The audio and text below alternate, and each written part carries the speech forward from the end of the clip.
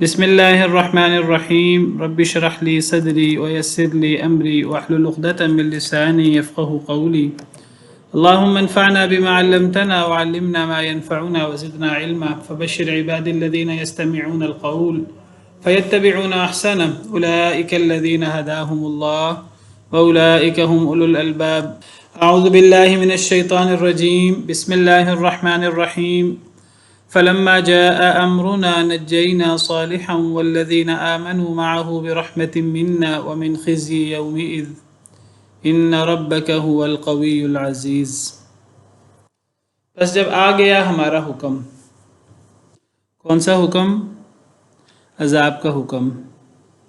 یہ اس صورت میں مختلف قصوں میں بار بار فلما جاء امرنا فلما جاء امرنا یہ آتا ہے. جب اللہ تعالیٰ کی طرف سے قوموں کو دی گئی مہلت ختم ہو جاتی ہے اور جو اللہ نے عذاب کا فیصلہ، عذاب کا وقت لکھا ہوتا ہے، جب وہ آ جاتا ہے تو پھر نہ ایک لمحہ لیٹ ہوتا ہے نہ ایک لمحہ جلدی ہوتا ہے. قوم سمود کو جب انہوں نے اللہ کی اونٹنی کو اس کے پاؤں کاٹے تو پھر اللہ تعالیٰ حضرت صالح علیہ السلام نے انہیں کہا کہ 3 دن اپنے گھروں میں انتظار کرو، 3 دن کے اندر اندر اللہ کا عذاب آ جائے گا اور ایسا ہو کر رہے گا. جیسے فرمایا تھا سیدنا صالح علیہ السلام نے ویسے ہی ہوا. قوم اپنی غفلت میں کہ ایسا کیسے ہو سکتا ہے، پہلے بھی نبی ڈراتے رہتے ہیں، پہلے بھی نبی کہتے رہتے ہیں نہیں مانو گے تو عذاب آئے گا، ابھی بھی کہہ دیا تو کیا ہوا. عام طور پر لوگوں کا یہی حال ہوتا ہے، اللہ معاف کرے. تو اللہ فرماتے ہیں کہ پھر آخر کار بس جب آیا ہمارا حکم یعنی عذاب کا،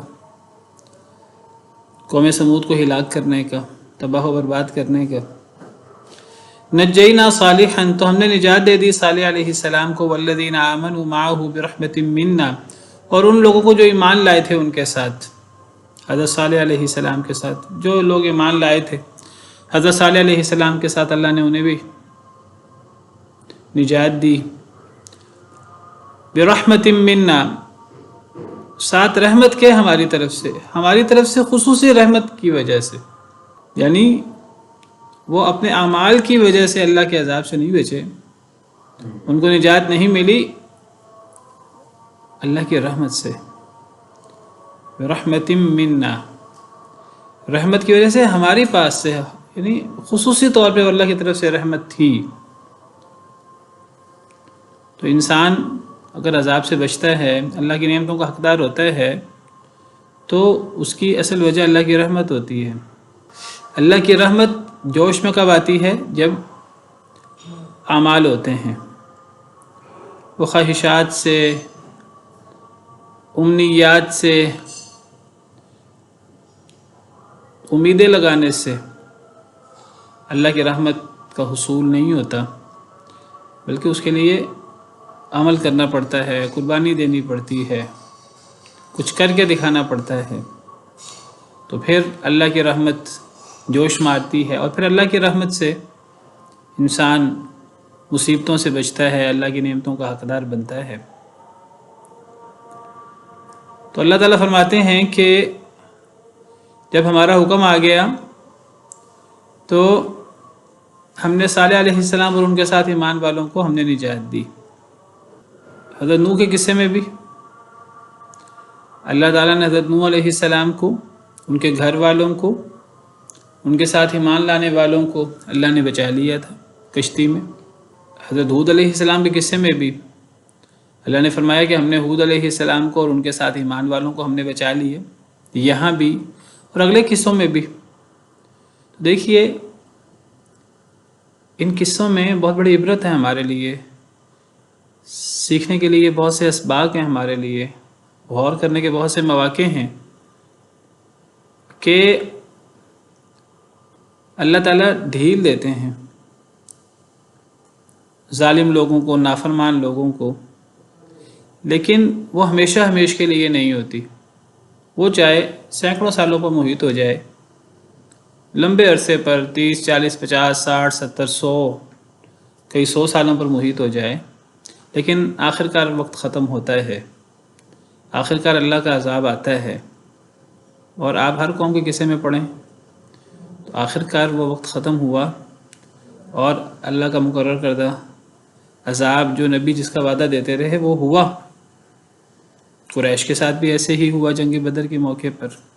جب اللہ کا عذاب کا وقت آتا ہے، ڈھیل ختم ہوتی ہے، تو تباہی و بربادی کس کا مقدر بنتی ہے؟ ظالموں کا، غافل لوگوں کا، اللہ کے نافرمانوں کا، چاہے وہ کتنے ہی مالدار کیوں نہ ہوں، چاہے وہ کتنے ہی اقتدار والے کیوں نہ ہوں، ان کے ساتھ کتنے ہی جتھے کیوں نہ ہوں، لشکر کیوں نہ ہوں، اللہ تعالیٰ ان کو نیست و نابود کر کے رکھ دیتے ہیں۔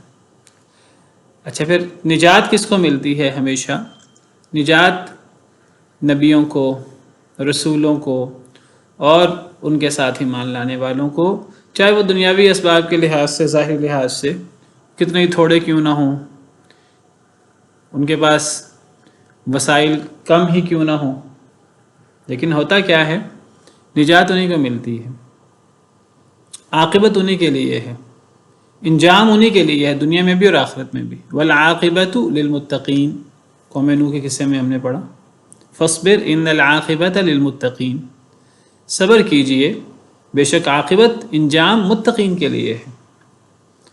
اس میں کچھ دیر لگ جاتی ہے، وہ دیر بھی ہمارے حساب سے دیر لگتی ہے، ہم جلد باز ہیں، کمزور ہیں، ہم کہتے ہیں بہت لمبا ہو گیا۔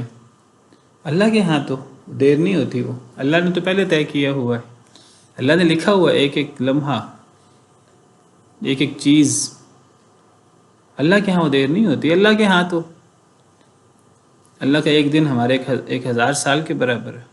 اللہ کے ہاں دیر نہیں ہوتی، اللہ کے ہاں طے شدہ وقت کے مطابق ہوتا ہے۔ اللہ بہت حلیم ہے، علیم ہے، حکیم ہے، حلیم ہے، تحمل والے ہیں۔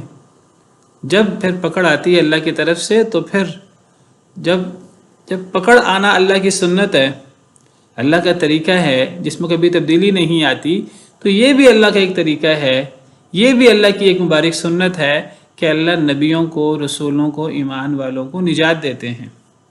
اللہ فرماتے ہیں وَكَانَ حَقًّا عَلَيْنَا نَصْرُ الْمُؤْمِنِينَ، پیچھے ہم نے پڑھا سورہ یونس کے آخر میں کہ ہم پر یہ حق ہے کہ ہم مومنین کو نجات دیں، ہم پر یہ لازمی ہے۔ اللہ پر کون لازمی کر سکتا ہے؟ اللہ نے اپنے فضل و کرم سے اپنے اوپر یہ لازم کیا ہوا ہے۔ اللہ فرماتے ہیں کتب اللہ لأغلبن انا ورسولی، سورہ مجادلہ میں نے یہ بات لکھ دی ہے،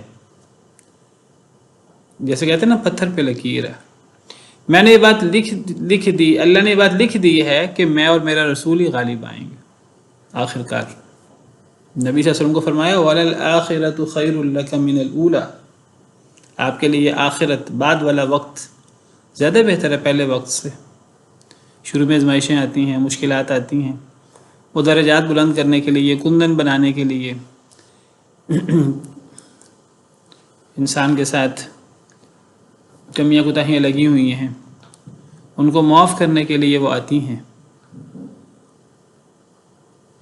مشکلات آتی ہیں، تنگیاں آتی ہیں، اور اتنی آتی ہیں انسان جلد باز ہے، انسان پکار اٹھتا ہے، نبی بھی پکار اٹھتے ہیں کہ اب اللہ کی مدد کب آئے گی۔ ام حسبتم ان تدخلوا الجنة ولما یأتکم مثل الذین خلوا من قبلکم، کیا تم سمجھتے ہو جنت میں ایسے ہی داخل ہو جاؤ گے؟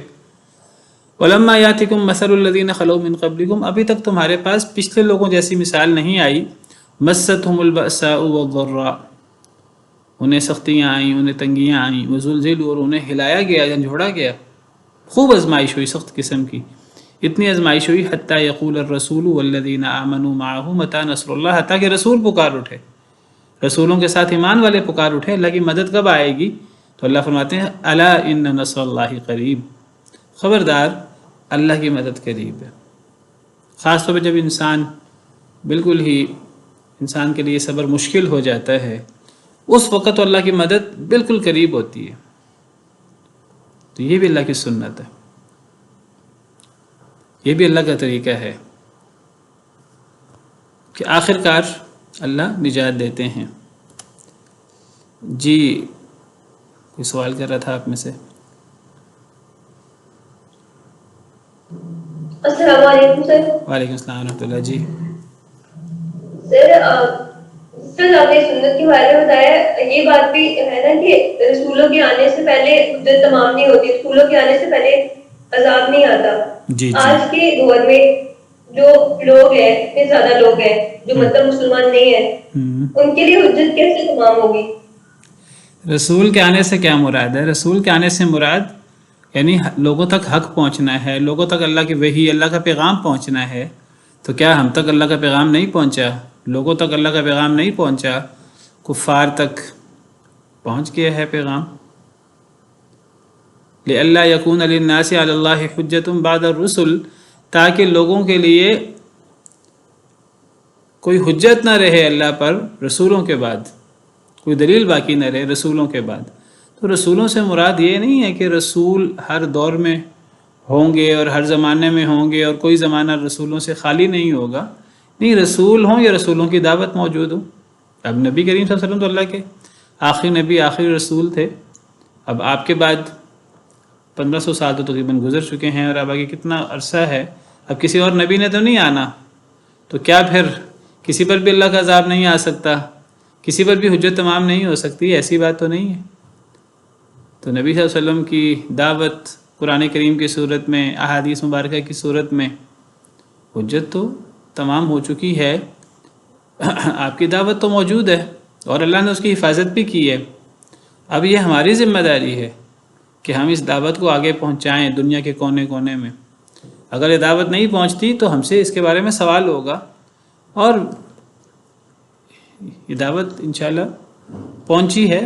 کمی کوتاہی تو ہے، لیکن بہرحال یہ دعوت پہنچی ہے. علماء نے محنتیں کی ہیں، لوگوں نے محنتیں کی ہیں. تو رسول کا فزیکلی ہونا ضروری نہیں ہے. رسول کی دعوت پہنچ جائے پھر بھی حجت تمام ہو جاتی ہے. واللہ عالم. تو فرمایا کہ جب ہمارا حکم آ گیا تو ہم نے صالح علیہ السلام کو اور ان کے ساتھ ایمان لانے والوں کو ہم نے نجات دے دی اپنی رحمت کی وجہ سے. منا برحمتی نانی کا برحمتی منا، تو یہ منا میں خاص رحمت کا ایک معنی شامل ہے. اللہ کا حکم کیا آیا، عذاب کی کیا نوعیت تھی، وہ آگے آ رہا ہے اگلی آیت میں. تو ہم نے صالح علیہ السلام کو بھی نجات دی اور ان کے ساتھ ایمان والوں کو بھی نجات دی اپنی طرف سے خصوصی رحمت کے سبب. ومن خزی یومئذ، ہم نے عذاب سے بھی نجات دی انہیں، جو اللہ کا حکم آیا تھا عذاب، اس سے بھی ہم نے نجات دی، اور ہم نے اس دن کی رسوائی سے بھی نجات دی انہیں. جب عذاب آتا ہے تو عذاب کے ساتھ رسوائی بھی ہوتی ہے، ذلت بھی ہوتی ہے. تو عذاب سے بھی اللہ نے بچایا، تکلیف سے بھی، اور رسوائی سے بھی اللہ نے بچایا. ان ربک هو القوی العزیز، بے شک آپ کا رب وہی بہت طاقتور، بہت غالب ہے. ساری طاقتیں، سارے قوتیں، قدرتیں اللہ رب العالمین کے لیے ہیں. اللہ جو چاہیں کریں، باقی اللہ تعالیٰ ڈھیل دے دیتے ہیں.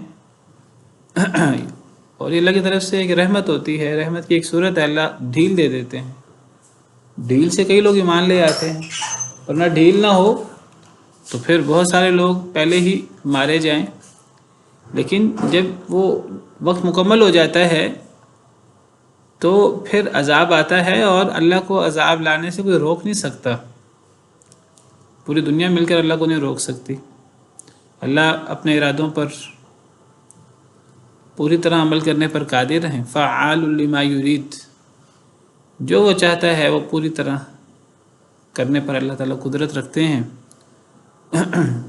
اپنے فیصلوں میں اللہ تعالیٰ خود مختار ہیں، اور اللہ اپنے فیصلوں کو نافذ کرنے میں بھی خود مختار ہیں. نہ صرف اللہ تعالیٰ اپنے فیصلوں کو نافذ کرتے ہیں، کوئی روک ٹوک نہیں کر سکتا، کوئی اللہ کو عاجز نہیں کر سکتا، بلکہ ہمارا اور اللہ تعالیٰ کا فرق، خالق مخلوق کا فرق یہ بھی ہے، اگر ہم کسی سے بدلہ بھی لیتے ہیں تو ہمیں ڈر ہوتا ہے کسی وقت وہ سر نہ اٹھائے، کسی وقت وہ بدلہ نہ لے. اگر ہم کسی کو، انسان کسی کو سزا دے، کسی کو شکست دے، تو وہ ڈرتا ہے کہ چلے میں نے اس کو شکست دے دی ہے تو پھر یہ طاقتور نہ ہو جائے اور پھر یہ میرے خلاف لڑائی نہ کرے. لیکن اللہ رب العالمین تو اللہ کو تو اس کا بھی خوف نہیں ہے. ولا یخاف عقباہا. اسی قوم سمود کے بارے میں سورہ شمس میں جب اللہ نے اس قوم پر اپنے عذاب کا ذکر فرمایا سورہ شمس میں، تو اللہ فرماتے ہیں فَدَمْدَمَ عَلَيْهِمْ رَبُّهُمْ بِذَنبِهِمْ فَسَوَّاهَا وَلَا يَخَافُ عُقْبَاهَا. اللہ نے ان کو تباہ و برباد کر دیا، زمین کو برابر کر دیا ان کے اوپر، تباہ و برباد کر دیا. اور پھر اللہ فرماتے ہیں وَلَا يَخَافُ عُقْبَاهَا. اللہ انجام سے اللہ نہیں ڈرتے، اللہ کو کوئی خوف نہیں ہے کہ کوئی سر اٹھا سکے گا بعد میں.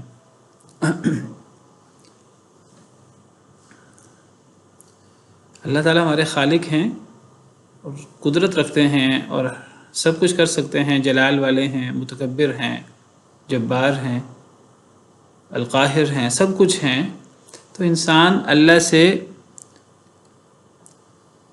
ٹکر نہیں لے سکتا، اللہ سے مقابلہ نہیں کر سکتا، اور اللہ سے مقابلہ کرنا بھی نہیں چاہیے. انسان کا کام یہی ہے کہ انسان اللہ کے غضب سے بچنے کی کوشش کرے، اللہ کی ناراضگی سے بچنے کی کوشش کرے. اور اللہ کے غضب اور اللہ کی ناراضگی سے بچنے کا واحد طریقہ اللہ رب العالمین کے سایہ رحمت میں پناہ لینا ہے. لا ملجأ ولا منجا منک الا الیک. اے اللہ، آپ سے کوئی پناہ کی جگہ، آپ سے کوئی نجات کی جگہ کوئی نہیں ہے الا الیک، مگر آپ کی ذات ہی. ہمیں دعا سکھائی گئی اللہم انا نعوذ برضاک من سخطک. اے اللہ، ہم آپ کی ناراضگی سے آپ کی رضا کی پناہ میں آتے ہیں. وبمعافاتک من عقوبتک. اے اللہ، آپ کی سزا سے آپ کی معافی کی پناہ میں آتے ہیں. وبک منک. اے اللہ، ہم آپ سے آپ کی پناہ میں آتے ہیں. لا نحصی ثناء علیک. ہم آپ کی ثنا کرنے کا پورا اختیار نہیں، پوری طرح آپ کی ثنا نہیں کر سکتے. انت کما اثنیت علی نفسک. آپ ہی ہیں جو کما حقہ اپنی ثنا کرتے ہیں. وَأَخَذَ الَّذِينَ ظَلَمُوا الصَّيْحَةَ. اور پکڑ لیا ان لوگوں کو جنہوں نے ظلم کیا چیخ نے. اب یہ ہے وہ عذاب، یہ ہے وہ اللہ کا حکم جو آیا تھا پچھلی آیت میں جس کا ذکر ہے، جس سے اللہ تعالیٰ نے سیدنا صالح علیہ السلام کو اور ایمان والوں کو نجات دی اپنے رحمت کے ساتھ. تو وہ عذاب کیا تھا؟ وہ چیخ تھی، اور پکڑ لیا ظالموں کو چیخ نے. فَأَصْبَحُوا فِي دِيَارِهِمْ جَاثِمِينَ. پس وہ ہو گئے اپنے گھروں میں جاسمین، اوندھے منہ. جب چیخ آئی، جب عذاب آیا، کس کی چیخ تھی؟ بعض مفسرین کہتے ہیں یہ سیدنا جبریل امین علیہ السلام کی چیخ تھی. حضرت جبریل امین علیہ السلام فرشتوں کے سردار ہیں، اتنے بڑے فرشتے ہیں کہ نبی صلی اللہ علیہ وسلم نے انہیں 2 دفعہ اپنی اصل شکل میں دیکھا، فرشتے والی شکل میں. ان کے 600 پر تھے اور ان کی بہت بڑی جسامت تھی، اتنی بڑی جسامت تھی کہ نبی صلی اللہ علیہ وسلم نے انہیں دور سے دیکھا. آسمان کا ایک کنارہ انہوں نے گھیرا ہوا تھا، کرسی پہ بیٹھے ہوئے تھے. تو بعض مفسرین کہتے ہیں یہ حضرت جبریل امین علیہ السلام کی چیخ ہوتی ہے، یہ جو چیخ کا عذاب آتا ہے. بعض مفسرین کہتے ہیں کہ یہ چیخ آسمان سے آتی ہے، بہت ہولناک آواز ہوتی ہے، اس سے دل پھٹ جاتے ہیں، دل اس کو برداشت نہیں کر پاتے، تیز ہوتی جاتی ہے. آخرکار لوگ بالکل اس طرح ہو جاتے ہیں کہ جسم تو ان کے نظر آ رہے ہوتے ہیں لیکن اندر سے جان نکل چکی ہوتی ہے، حرکت ختم ہو چکی ہوتی ہے، جیسے راکھ ہو. تو ظالموں کو چیخ نے پکڑ لیا. بس وہ ہو گئے اپنے گھروں میں جاسمین، اوندھے منہ. اپنے گھروں میں، گھروں سے باہر نکلنے کی بھی مہلت نہیں ملی، گھروں کے اندر ہی تباہ و برباد ہو گئے، ان کی جان نکل گئی. چیخ کا سامنا نہ کر سکے، اپنے آپ کو بڑا طاقتور سمجھتے تھے، بڑا ہنرمند سمجھتے تھے. تو یہاں سورہ ہود میں چیخ کا ذکر ہے. بعض دوسری آیات میں، دوسری صورتوں میں ایک اور عذاب کا ذکر ہے قوم سمود پر. وہ کون سا عذاب ہے؟ زلزلے کا ذکر ہے. سورہ اعراف میں اس قوم پر زلزلے کا ذکر ہے، اس قوم پر بھی اور قوم شعیب پر بھی. اس صورت میں اس قوم پر اور قوم شعیب پر چیخ کا ذکر ہے. یہ تو قوم سمود ہے. اسی صورت میں اگر آگے یہ آیت نمبر 67 ہے، اسی صورت میں آگے جہاں حضرت شعیب علیہ السلام کا قصہ ہے، تو جہاں اس قوم پر عذاب آیا تو وہاں اللہ فرماتے ہیں کہ وَلَمَّا جَاءَ أَمْرُنَا نَجَّيْنَا شُعَيْبًا وَالَّذِينَ آمَنُوا مَعَهُ بِرَحْمَةٍ مِنَّا وَأَخَذَتِ الَّذِينَ ظَلَمُوا الصَّيْحَةُ. قوم شعیب پر چیخ کا ذکر ہے اور قوم سمود پر بھی، یہ آیت نمبر 94، اور قوم سمود پر بھی چیخ کا ذکر ہے، لیکن سورہ اعراف میں ان دونوں قوموں پر زلزلے کا ذکر ہے، قوم سمود کا ذکر ہے، اور اللہ قوم سمود کا ذکر کرتے ہوئے یہاں اونٹنی کا ذکر ہے، انہوں نے اونٹنی کے پاؤں کاٹ ڈالے، تو اللہ تعالیٰ فرماتے ہیں فَأَخَذَتْهُمُ الرَّجْفَةُ، بس ان کو زلزلے نے آ لیا، فَأَصْبَحُوا فِي دَارِهِمْ جَاثِمِينَ، تو وہ اپنے گھروں میں اوندھے منہ پڑے رہ گئے۔ تو یہاں قوم سمود کے لیے رجفہ کا ذکر ہے، یوم ترجف الراجفہ، اس دن کانپے گی کانپنے والی۔ تو رجفہ راجفہ زلزلے کو کہتے ہیں کہ بھونچال آ جائے، زلزلہ آ جائے۔ اور سورہ اعراف میں قوم شعیب کے لیے بھی رجفہ کا ذکر ہے، دونوں کے لیے رجفہ کا ذکر ہے زلزلے کا۔ پہلے چیخ آئی، اس کے ساتھ ہی زلزلہ آیا یا اس کے بعد زلزلہ آیا، اللہ کو پتہ ہے۔ بہرحال یہ دو عذاب آئے قوم سمود پر، اوپر سے چیخ، نیچے سے زلزلہ۔ یہ دو عذاب آنے کی وجہ یہ نہیں ہے کہ ان کے بچنے کا امکان تھا، نہیں، یہ اللہ کی ناراضگی کی دلیل ہے۔ یہ نہیں ہے کہ وہ اگر اس عذاب سے کوئی بچ جائے تو دوسرے عذاب کا شکار ہو جائے، نہیں، جب اللہ تعالیٰ عذاب دینے پر آتے ہیں تو کوئی بچ نہیں سکتا، کوئی بھاگ نہیں سکتا۔ اللہ نے تو ایک ایک بندے کو شمار کر رکھا ہے، اللہ نے جس کو بچانا ہے اس نے بچنا ہے، جس کو اللہ نے نہیں بچانا اس نے نہیں بچنا۔ لقد احصاهم وعدهم عدا، اللہ نے انہیں شمار کر رکھا ہے، اللہ نے انہیں گن رکھا ہے۔ جب اللہ کی طرف سے پکڑ آتی ہے تو اللہ بھی چیلنج کرتے ہیں، اے انسانوں اور جنوں کی جماعت، تم میں سے اگر کوئی بھاگ سکتا ہے تو ٹھیک ہے، آسمان و زمین کے کناروں سے بھاگ کے نکل جائے۔ پھر یا معاشر الجن والانس ان استطعتم ان تنفذوا من اقطار السماوات والارض فانفذوا، اگر تم بھاگ سکتے ہو تو بھاگنے کی کوشش کرو، تو نہیں کوئی بھاگ سکتا۔ تو دو عذاب یا تین عذاب، بعض قوموں پر تین عذاب آئے، بعض قوموں پر چار عذاب آئے، قوم شعیب پر تین عذابوں کا ذکر ملتا ہے،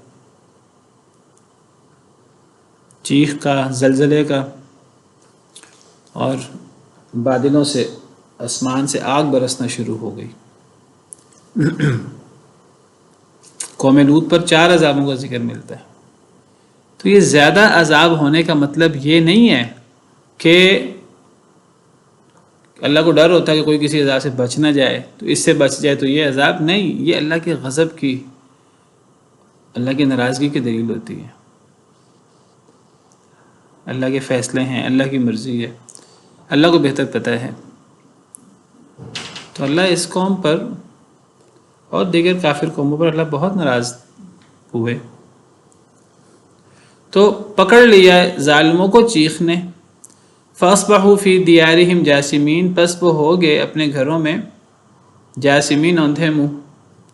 كَأَن لَّمْ يَغْنَوْا فِيهَا، گویا کہ نہیں انہوں نے فائدہ اٹھایا اس میں، گویا کہ انہوں نے اس میں فائدہ ہی نہیں اٹھایا ہے۔ اس میں یعنی اپنے گھروں میں، اس سرزمین میں، یعنی وہ ایسے تباہ و برباد ہو گئے کہ جیسے وہ اس بستی میں رہتے ہی نہیں تھے، جیسے انہوں نے اس بستی سے کوئی فائدہ ہی نہیں اٹھایا۔ یعنی دیکھیے انسان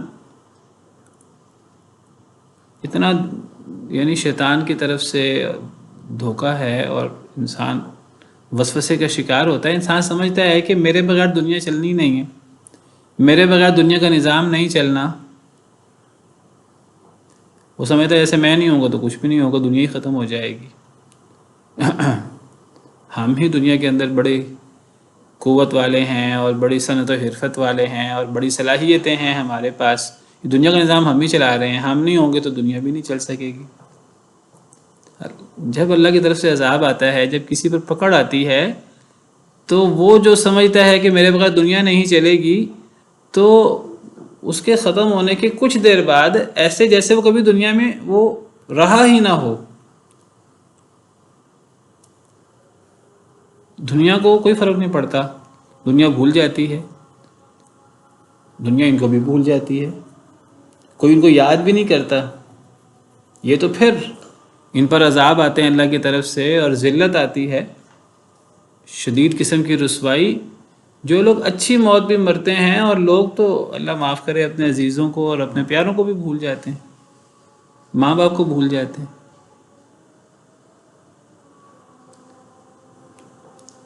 تو انسان بڑا ہی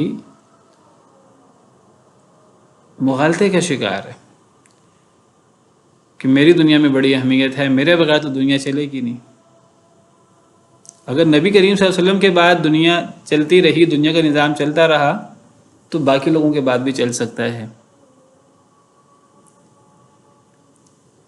تو اللہ فرماتے ہیں کَأَن لَّمْ يَغْنَوْا فِيهَا، جیسے کہ انہوں نے دنیا سے کوئی فائدہ اٹھایا ہی نہیں اور وہ دنیا میں رہے ہی نہیں۔ جب تباہی آئی تو بس ان کی یاد ختم ہو گئی، بالکل ایسے جیسے وہ کبھی آئے ہی نہیں تھے۔ الا ان ثمود کفروا ربهم، خبردار بے شک سمود نے اپنے رب کے ساتھ کفر کیا۔ ابھی نتیجہ نکل رہا، ہم نے پیچھے قوم عاد میں بھی نتیجہ پڑھا تھا، یہاں بھی نتیجہ ایک لفظ کا ہے۔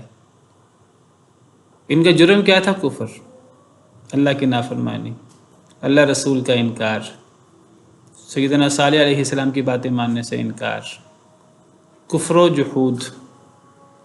خبردار قوم سمود نے اپنے رب کا انکار کیا، اپنے رب کے ساتھ کفر کیا۔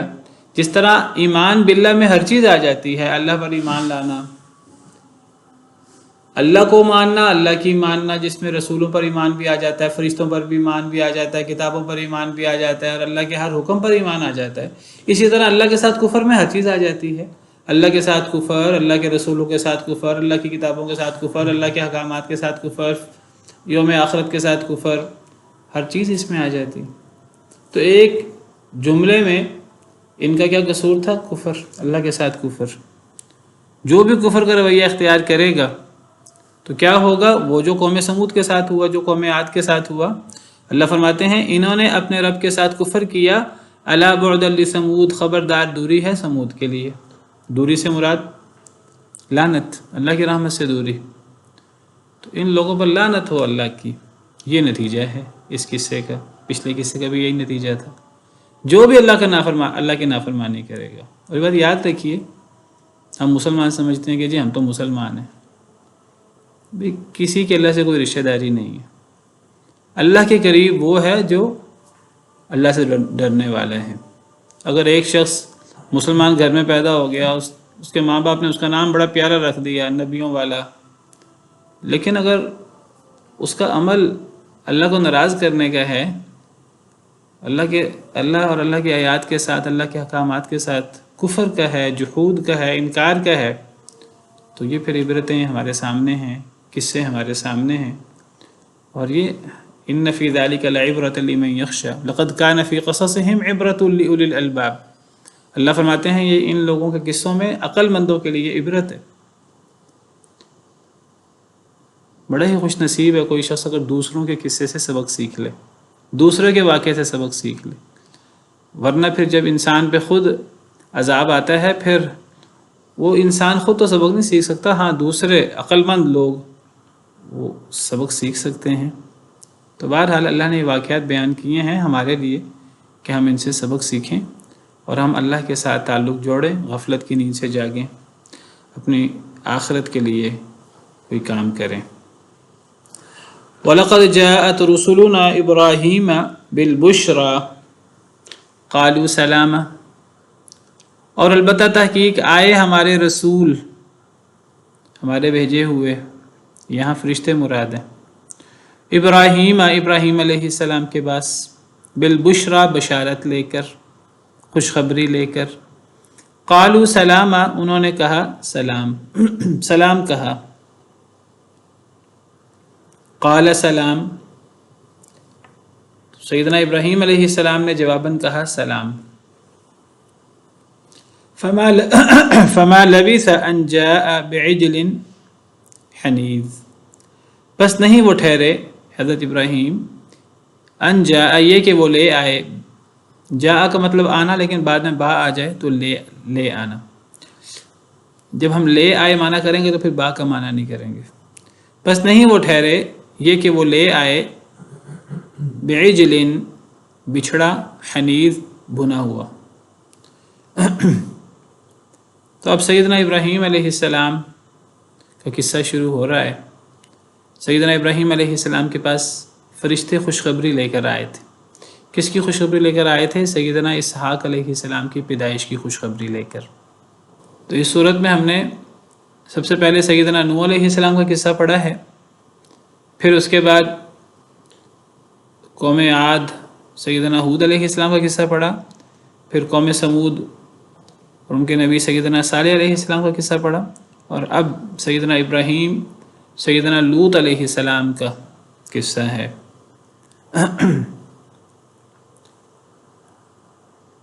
تو اللہ تعالیٰ فرماتے ہیں کہ البتہ تحقیق ہمارے رسول ابراہیم علیہ السلام کے پاس، آپ آئے معنی کر لیں، اگر آئے معنی کریں گے تو بشارت کے ساتھ آئے، اور اگر جاءت کا مطلب آنا ہے، جیسے میں نے کہا ان جاء بعجل، جاء کا مطلب آنا ہوتا ہے، بعد میں با آ جائے تو لانا. وَلَقَدْ جَاءَتْ کے بعد آخر میں بالبشرا با ہے تو آپ لائے بھی کر سکتے ہیں. البتہ تحقیق لائے ہمارے رسول ابراہیم علیہ السلام کے پاس. جب لائے معنی کریں گے پھر با کا معنی نہ کریں. لائے ہمارے رسول ابراہیم علیہ السلام کے پاس بشارت. تو اللہ کے فرشتے، اللہ نے فرشتوں کو انسانی شکل میں بھیجا. فرشتے اللہ نے انہیں یہ اختیار دیا ہے، اللہ کے حکم سے وہ انسان کی شکل اختیار کر سکتے ہیں. جیسے حضرت جبریل امین علیہ السلام حضرت مریم کے پاس آئے تھے تو وہ انسان کی شکل میں آئے تھے. فاتخذت من دونهم حجابا فارسلنا الیہا روحنا فتمثل لها بشرا سویا. سورہ مریم میں اللہ فرماتے ہیں کہ ہم نے ان کی طرف اپنے روح کو بھیجا، یعنی روح الامین حضرت جبریل امین علیہ السلام کو. فتمثل لها بشرا سویا، تو حضرت جبریل امین علیہ السلام نے حضرت مریم کے سامنے ایک بالکل تندرست و توانا انسان کی، بشر کی صورت اختیار کر لی. تو یہ فرشتے، مفسرین نے لکھا ہے، اللہ بہتر جانتے ہیں کہ یہ حضرت جبریل، میکائیل، اسرافیل، واللہ عالم، اللہ بہتر جانتے ہیں. بہرحال اللہ کے فرشتے تھے جو انسان کی شکل میں آئے تھے. کہاں لکھا ہے انسان کی شکل میں آئے تھے؟ اس لیے کہ حضرت ابراہیم علیہ السلام نے انہیں پہچانا نہیں. شروع میں انہوں نے انہیں مہمان سمجھا تو وہ انسانی شکل میں آئے تھے، اس لیے حضرت ابراہیم علیہ السلام نے انہیں پہچانا نہیں. تو ہمارے رسول ابراہیم علیہ السلام کے پاس بشارت لائے اور انہوں نے سلام کہا. یہ سلام یہ تمام نبیوں کا طریقہ کار ہے.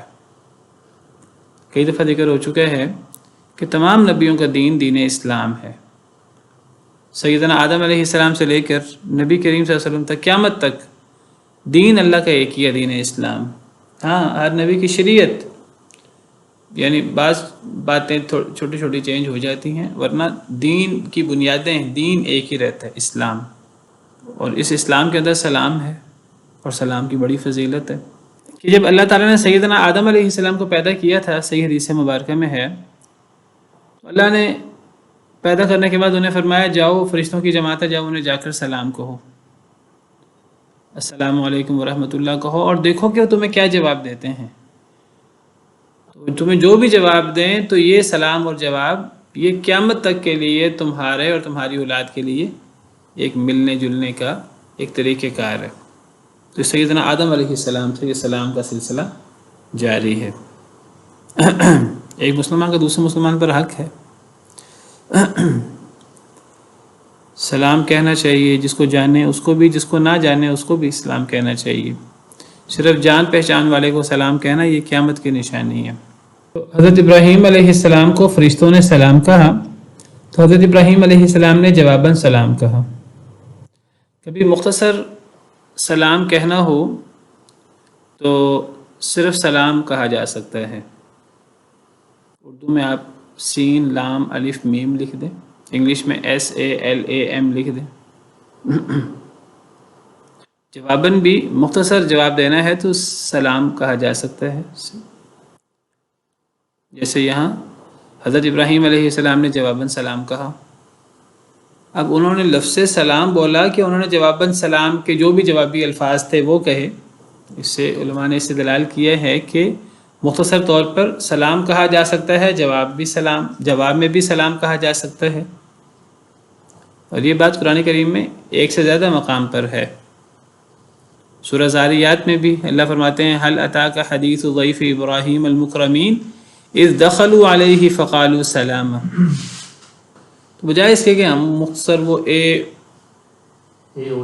اے لکھتے ہیں السلام علیکم، تو یہ اے تو السلام علیکم کا ہم نے مخفف بنایا ہوا ہے، تو کیا اس سے وہ سلام کرنے کی فضیلت ہمیں ملتی ہے کہ نہیں ملتی؟ اگر ہمیں مختصر کہنا ہے تو ہم مختصر یہ الفاظ استعمال کریں۔ حضرت آدم علیہ السلام کی حدیث میں نے بیان کی ہے کہ حضرت آدم علیہ السلام کو جب اللہ نے پیدا فرمایا تھا تو اللہ نے حضرت آدم کو پیدا کرنے کے بعد فرمایا تھا جاؤ، یہ فرشتوں کی جماعت ہے، جاؤ جا کر انہیں سلام کہو السلام علیکم ورحمۃ اللہ، اور دیکھو کہ آپ کو یہ کیا جواب دیتے ہیں۔ تو جو آپ کو یہ جواب دیں گے تو یہ سلام اور جواب یہ آپ کا اور قیامت تک آپ کی اولاد کا یہ تحفہ ہے۔ تو سلام کی بڑی فضیلت اور بڑی اہمیت ہے، یہ میں نے بیان کیا تھا، یہ صحیح حدیث ہے۔ تو فرشتوں نے سلام کہا، حضرت ابراہیم علیہ السلام نے جواب دیا۔ فما لبث، بس نہیں وہ رکے حضرت ابراہیم، ان جاء، یہ کہ وہ لے آئے، بعجل حنیذ، بھنا ہوا بچھڑا۔ تو اللہ تعالیٰ فرماتے ہیں کہ فما لبث ان جاء بعجل حنیذ، بس نہیں وہ رکے حضرت ابراہیم، نہیں وہ ٹھہرے، یہ کہ وہ لے آئے بھنا ہوا بچھڑا۔ تو دیکھیے حضرت ابراہیم علیہ السلام کتنے مہمان نواز تھے۔ تو مہمان کی مہمان نوازی کرنا، اس کی خاطر مدارات کرنا، اس کے لیے اہتمام کرنا، اس میں چاہے مشکل بھی ہو تو اس کی بڑی فضیلت ہے۔ نبی صلی اللہ علیہ وسلم کا ارشاد ہے من کان یؤمن باللہ والیوم الآخر فلیکرم ضیفہ، جو اللہ اور آخرت پر ایمان رکھتا ہے اسے اپنے مہمان کی عزت کرنی چاہیے، اس کا احترام کرنا چاہیے۔ تو مہمان کے احترام میں یہ چیز شامل ہے کہ مہمان کے لیے استطاعت کے مطابق دعوت کا انتظام کیا جائے، اچھی دعوت کا انتظام کیا جائے۔ اور یہ چیز بھی آداب میں شامل ہے کہ مہمان سے زیادہ پوچھا نہ جائے کہ آپ کیا لیں گے، ٹھنڈا یا گرم۔ تو ہم عام طور پہ مہمان سے پوچھ لیتے ہیں، تو حضرت ابراہیم علیہ السلام نے پوچھا نہیں۔ اگر حضرت ابراہیم علیہ السلام پوچھ لیتے تو مہمان پہلے ہی بتا دیتے کہ ہم تو فرشتے ہیں اور فرشتے کھاتے نہیں ہیں۔ تو حضرت ابراہیم علیہ السلام نے پوچھا نہیں، تو پتہ لگا صحیح طریقہ کار یہ ہے کہ یعنی حالات دیکھ کر میزبان کو خود جلدی سے اہتمام کرنا چاہیے، اچھا اہتمام کرنا چاہیے اپنی استطاعت کے مطابق۔ میزبانی ضیافت کا یہی تقاضا ہے، مہمان کی عزت کا یہی تقاضا ہے۔ تو حضرت ابراہیم علیہ السلام فوراً گئے، بچھڑا بھونا، ذبح کیا، بھونا، اور وہ اس میں ٹائم لگتا ہے، محنت لگتی ہے، تو یہ سارا کام کیا اور وہ لے آئے۔ تو یہ مہمانوں کی ضیافت اور مہمانوں کا مقام اور ان کا احترام، یہ آپ سمجھیے کہ یہ نبوی ادب ہے۔ نبی کریم صلی اللہ علیہ وسلم کے بارے میں بھی سیدہ خدیجہ رضی اللہ تعالی عنہا، جب نبی صلی اللہ علیہ وسلم پر وحی ہوئی اور وہ واپس آئے تو پریشان تھے، پہلی دفعہ وحی ہوئی تھی، آپ پریشان تھے، آپ کہنے لگے مجھے تو ڈر ہے موت کا۔ تو حضرت خدیجہ رضی اللہ تعالی عنہا وارضاہا آپ کو تسلی دیتی ہیں اور کہتی ہیں کہ اللہ کو کبھی ضائع نہیں کریں گے، آپ میں تو یہ خوبیاں ہیں۔ اور تو اس جو حضرت خدیجہ نے خوبیاں بیان کی، جو بہترین کردار ہے ایک بیوی کا انہوں نے ادا کیا، تسلی دی، ڈھارس بندائی نبی صلی اللہ علیہ وسلم کی، تو ان خوبیوں میں جو انہوں نے خوبی بیان کی اس میں یہ بھی تھا کہ آپ مہمانوں کی مہمان نوازی کرتے ہیں بہترین، آپ کمزوروں کی مدد کر دیتے ہیں، کسی بوجھ والے کا بوجھ بانٹ دیتے ہیں، جس کے پاس کچھ نہیں ہے آپ اسے کچھ دے دیتے ہیں۔ تو یہ نبوی ادب ہے سیدنا ابراہیم علیہ السلام کا۔ نیک لوگوں کا یہ طریقہ کار ہے۔ فلما رأى أيديهم لا تصل إليه نكرهم وأوجس منهم خيفة، پس جب دیکھا ان کے ہاتھوں کو کہ وہ نہیں پہنچ رہے اس کی طرف، اب حضرت ابراہیم علیہ السلام جھٹ پٹ انہوں نے بچھڑا ذبح کیا اور اس کو پکوا کر وہ لے آئے مہمانوں کے پاس. اب لا کر رکھا مہمانوں کے پاس، کھانا پیش کیا، انتظار کر رہے ہیں کہ جی اب مہمان کھانا کھائیں تو پھر مہمانوں سے پوچھا جائے کہ کس کام سے آئے ہیں اور کون ہے. حضرت ابراہیم علیہ السلام جانتے نہیں تھے انہیں. تو دیکھیے کہ کتنا بہترین مہمان نوازی کی. اب دیکھا کہ وہ ہاتھ ہی نہیں بڑھا رہے کھانے کی طرف. جب دیکھا ان کے ہاتھوں کو کہ وہ نہیں پہنچ رہے اس کی طرف، یعنی بچھڑے کی طرف، وہ جو بھنا ہوا بچھڑا تھا، وہ جو کھانا تھا، وہ جو ضیافت تھی، وہ ہاتھ ہی نہیں بڑھا رہے مہمان. نکرہم، تو اجنبی جانا اس کو. نکرہم، نکرہ نکرہ سے ہے، نکرہ معرفہ ہم کہتے ہیں، کامن ناؤن پراپر ناؤن. تو نکرہم، اس بات کو اجنبی جانا. حضرت ابراہیم علیہ السلام کو بات عجیب محسوس ہوئی کہ یہ ہاتھ کیوں نہیں بڑھا رہے. اس سے پتہ لگا کہ ادب کیا ہے کہ میزبان کے پاس مہمان آئے تو میزبان ما حضر پیش کر دے، حسب استطاعت اچھا پیش کرے، جو وہ پیش کر سکتا ہے، اپنے اوپر مشکل لے کے نہ کرے، جو وہ آسانی کے ساتھ حسب استطاعت پیش کر سکتا ہے وہ پیش کرے. اور اب مہمان کا کام یہ ہے کہ وہ اب اچھا جواب دے. اب وہ جو مہمان لایا، میزبان لایا ہے، اب مہمان اس کو کھائے، عزت رکھے میزبان کی. وہ آگے سے یہ نہیں کہ نہیں میں نے تو نہیں کھانا، تکلفات میں نہ پڑے، اللہ یہ کہ کوئی مجبوری ہو، کسی کی کوئی بیماری، کوئی اس طرح کی چیز، جیسے فرشتوں کی مجبوری تھی. تو حضرت ابراہیم علیہ السلام نے اس کو عجیب محسوس کیا. وَأَوْجَسَ مِنْهُمْ خِيفَةً، اور محسوس کیا ان سے خوف. اور خوف ہی محسوس ہوا. خوف کیا محسوس ہوا؟ خوف یہ محسوس ہوا کہ یہ کھانا نہیں کھا رہے، کیونکہ جو کھانا کھا لے آپ کے دسترخوان پہ وہ آپ کو نقصان نہیں پہنچاتا، وہ آپ کا خیر خواہ ہوتا ہے. یعنی جب کسی نے آپ کے دسترخوان پہ کھانا کھا لیا ہے، پانی پی لیا ہے، وہ کہتے ہیں جی میں نے فلاں کا نمک کھایا ہے. تو جس کا کھانا کھایا جائے، جس کے ہاں پانی پیا جائے، جس کی مہمان نوازی سے کوئی لطف اندوز ہو، وہ اگلے بندے کو نقصان پہنچانے کا سوچ بھی کیسے سکتا ہے. اب حضرت ابراہیم علیہ السلام دیکھ رہے ہیں کہ وہ کھانا نہیں کھا رہے. تو اس کو ایک تو اجنبی عجیب محسوس کیا، نمبر 2 خوف محسوس کیا کہ اس لیے کھانا نہیں کھا رہے کہ شاید مخالف ہیں، شاید دشمن ہیں، کھانا کھانا نہیں چاہتے، کھانا کھائیں گے تو احسان چڑھ جائے گا، اور پھر ایک محسن تو، ایک کوئی شخص اپنے محسن کو تو نقصان نہیں پہنچا سکتا. تو خوف محسوس کیا.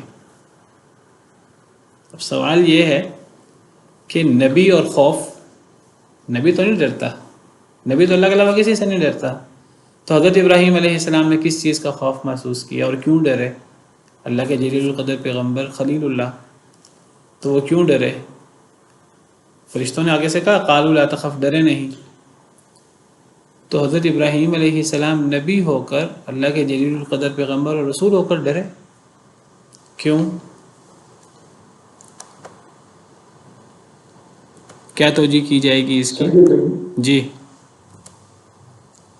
صحیح، ڈرنا تو تھا، یہ تعظیم ڈرنا نہیں ہوگا، یہ ایک عام جیسے ڈرنا ہوتا ہے.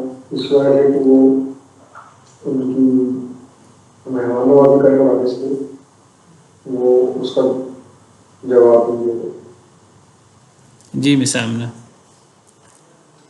جی یہ خوف کی جو 3 اقسام ہیں اس میں سے یہ کیا کہ یہ بشری خوف ہے. بشری خوف ہے.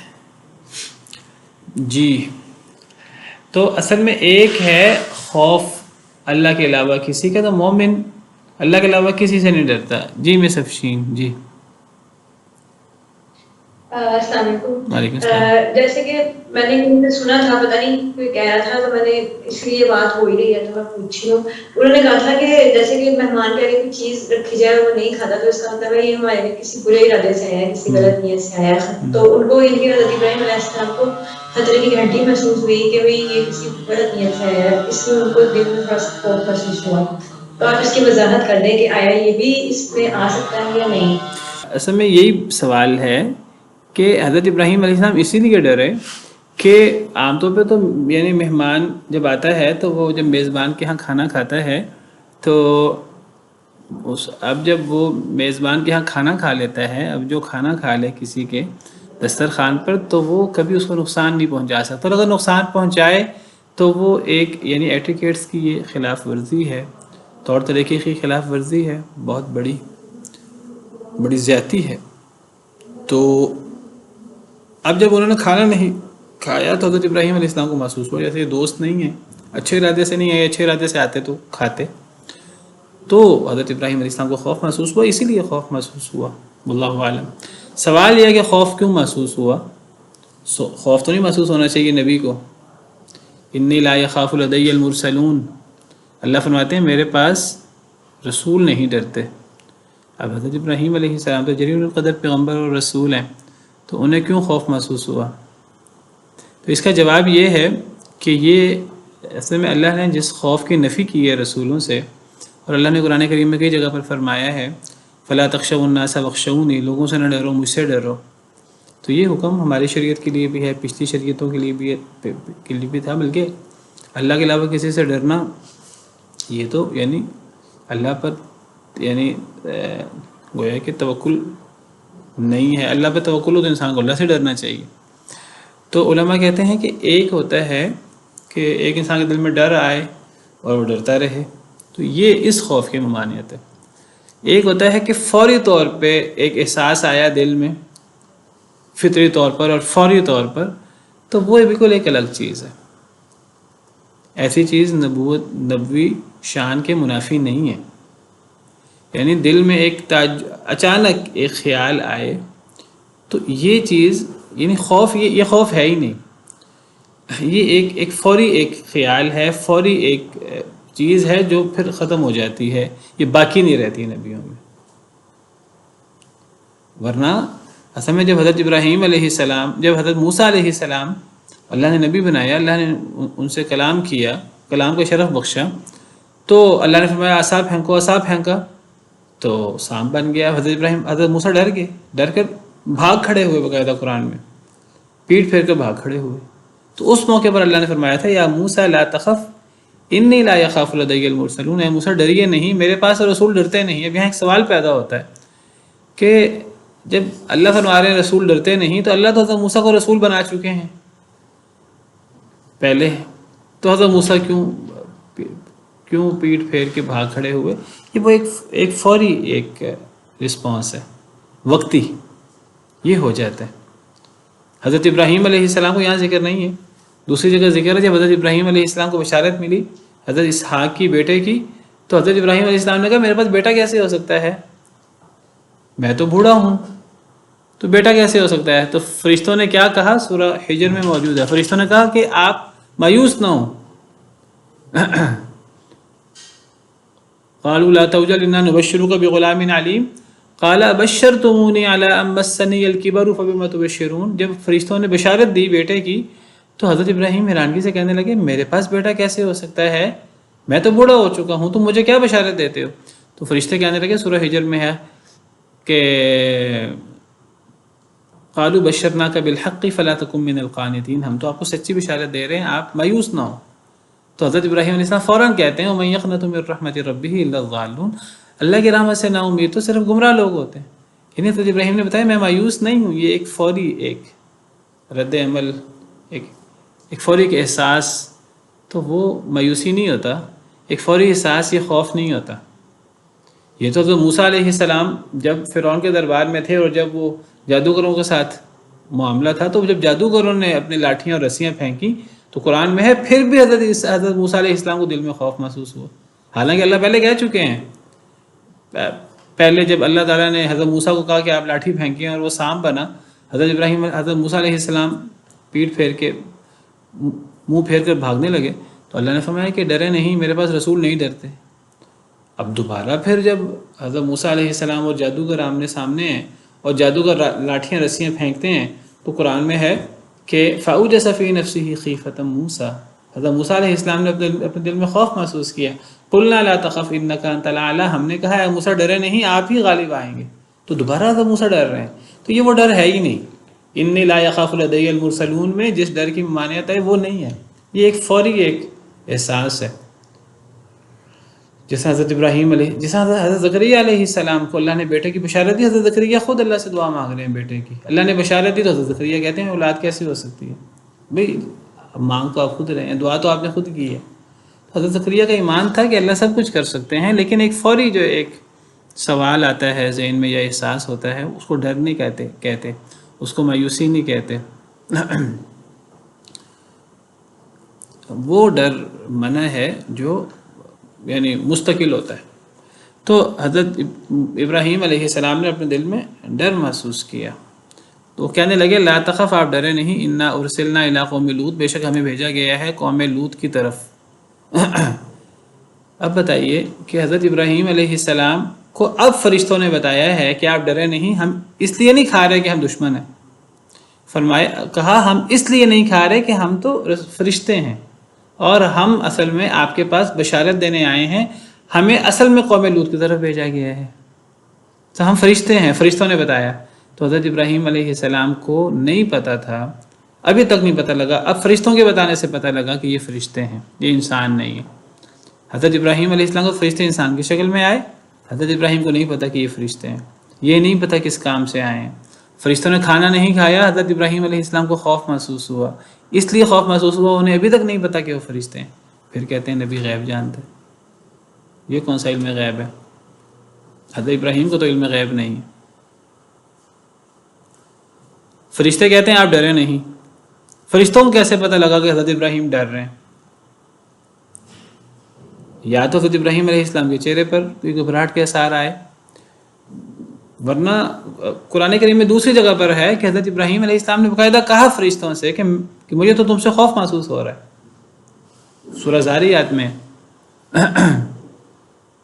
حل اتاک حدیث ضیف ابراہیم المکرمین، نہیں وہ سورہ ہجر میں انا منکم وجلون، حضرت ابراہیم نے کہا ہمیں تو تم سے خوف محسوس ہو رہا ہے. تو فرشتوں نے کہا کہ آپ قالوا لا توجل انا نبشرک بغلام علیم، آپ ڈرے نہیں، ہم تو آپ کو بشارت دینے آئے ہیں، ہم تو فرشتے ہیں. تو فرشتوں کو حضرت ابراہیم کے خوف کا پتہ لگا حضرت ابراہیم کے بتانے سے. نہ حضرت ابراہیم کے پاس علم غیب ہے، نہ فرشتوں کے پاس علم غیب ہے، دونوں کے پاس علم غیب نہیں ہے. علم غیب صرف اللہ رب العالمین جانتے ہیں. چلیں اسی پر بس کرتے ہیں. سبحان ربک رب العزت عما یصفون وسلام علی المرسلین والحمد للہ رب العالمین.